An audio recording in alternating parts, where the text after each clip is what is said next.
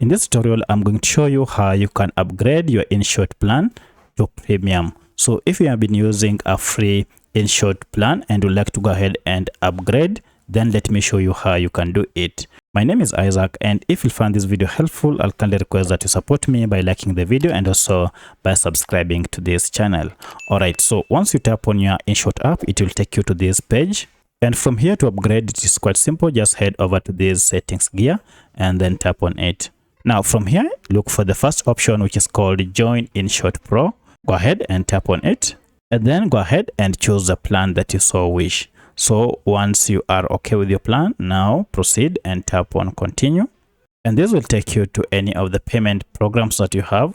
And then go ahead and choose your payment method. You can add your credit card here and then finalize by making the payment.